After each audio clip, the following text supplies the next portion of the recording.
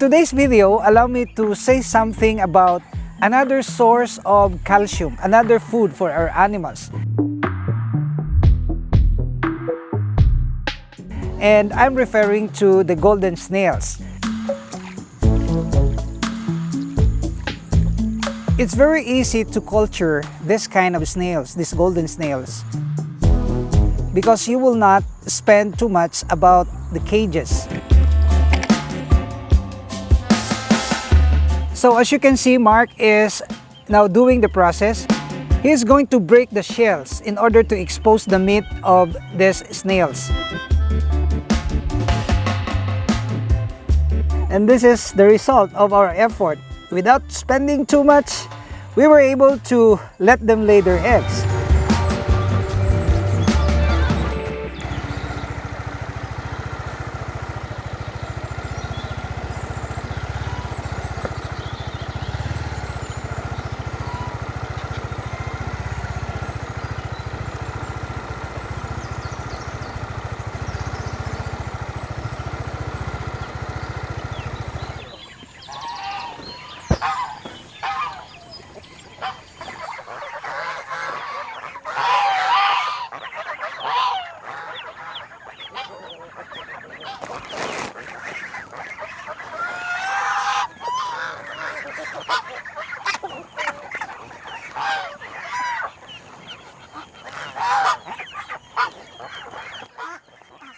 Hi guys, it's a beautiful day once again and welcome back to Dexter's World channel.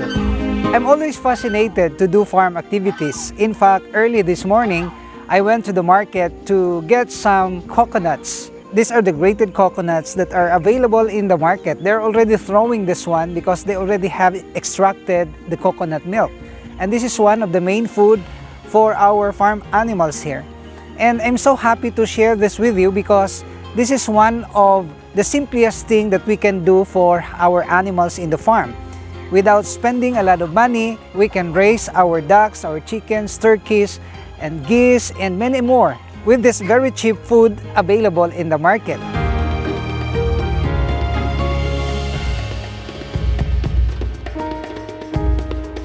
And today's video, allow me to say something about another source of calcium, another food for our animals. And I'm referring to the golden snails. Well, these golden snails are very quick to produce because each of the snail can lay up to thousands of eggs and can produce thousands of babies. Only that we have to provide them an environment where they can thrive. And talking about the environment for our golden snails, I'm referring to the swampy area where they can eat available food. And come on, let's have a closer look at what is going to happen now.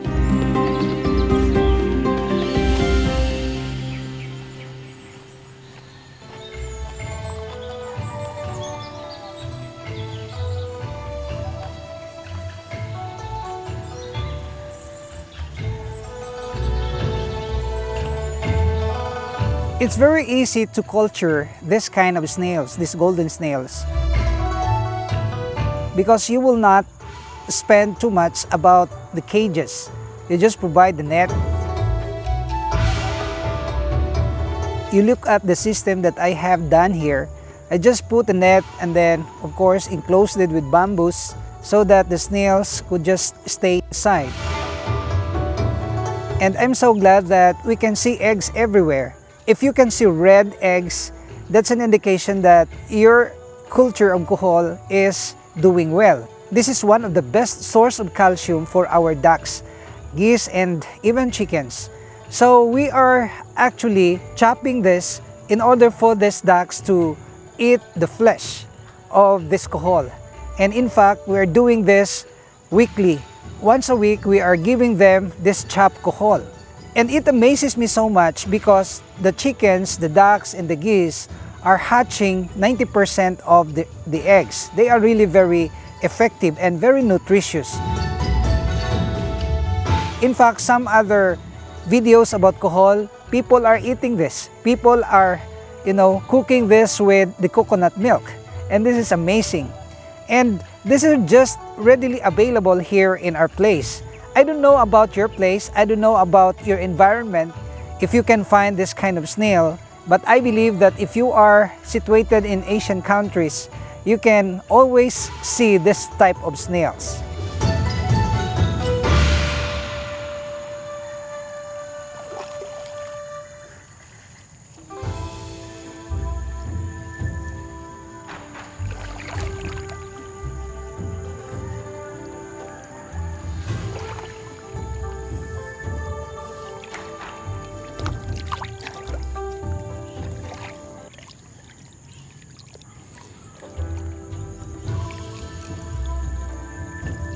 Some other farmers would consider these snails as pests in the rice field.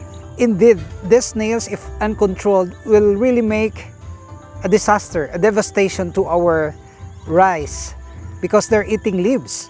And we can turn this pest as the best source of food for our chickens, which are very available.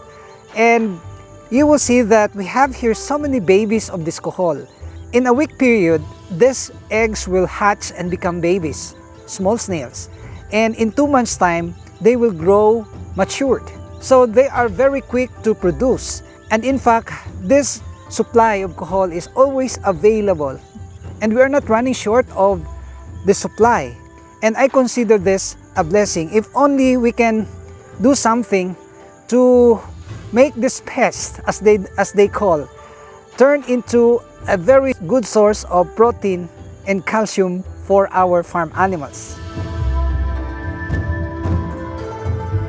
In 2 months' time, this kohol will become adult and they will start laying their eggs. Actually, as we can see here, over here, there are thousands of eggs that are here. And you will see that they are very red. And this red will turn into grayish, and that's an indication that babies are already coming out from the eggs. So this incubation will just last for 2 weeks. And if they're gonna hatch, they will become small snails, and in 2 months' time, they will become an adult snail. So very easy and very quick to reproduce, only that we have to, provide them with this kind of environment where they can crawl and climb and lay their eggs, because kohol will not lay under or level to the ground. They will really climb and then look for a safer ground where to put their eggs. And this is what happened. And we are expecting to have more babies of kohol in few months' time. And that's gonna be a vast source of supply of food for our farm animals. And I know that you are very interested to know now about the process of gathering and preparing these snails for our farm animals. And I would like to request our staff here to do the process. Mark will gather some of this kohol and give this to our pets.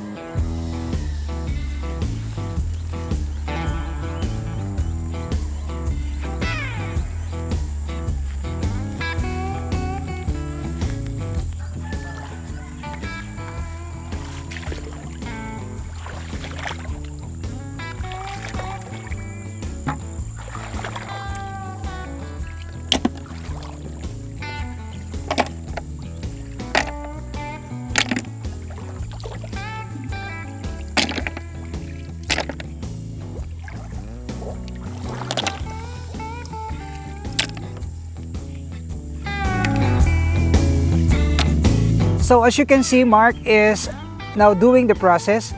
He's going to break the shells in order to expose the meat of these snails. And once they're exposed, they are the best food now for our chickens.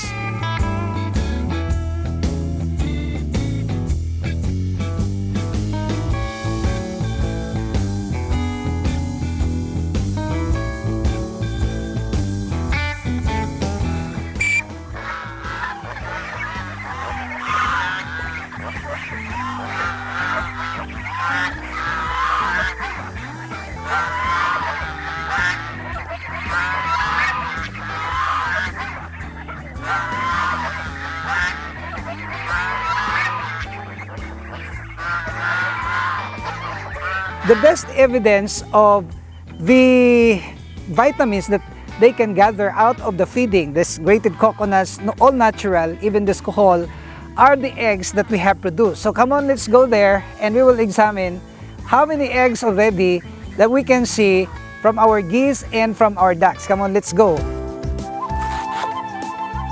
Banana trunks, we have this water spinach, we have this kohol,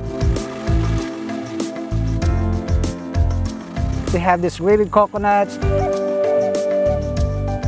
we have waste food from the restaurants. These are the composition of our feeding. And what is the result? This one. Ta-dang! The geese have multiplied a lot, and you will see that this mama here is incubating how many eggs? Wow! 1, 2, 3, 4. 1, 2, 3, 4, 5, 6 eggs. Big eggs that are here. I'll borrow this one. And this is the result of our effort. Without spending too much, we were able to let them lay their eggs. And I expect to harvest or to see some goslings in a month time from now. So these are the things that we can share so far. You see the evidence of our efforts. We only started with 2 mama ducks.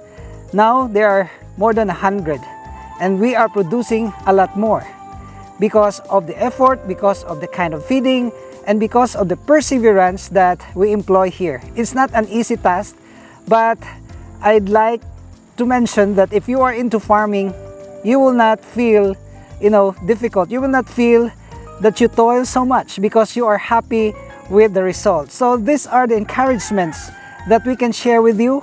If you are into farming, if you have vast tract of land, if you have an idle land, you can turn that land into a profitable business. And if you are not subscribed to this channel, may I humbly ask you to please subscribe and hit that notification bell, because we are uploading very informative videos, and these videos are regular. So if you will subscribe, you will be notified of our future uploads. See you in my next video, only here at Dexter's World.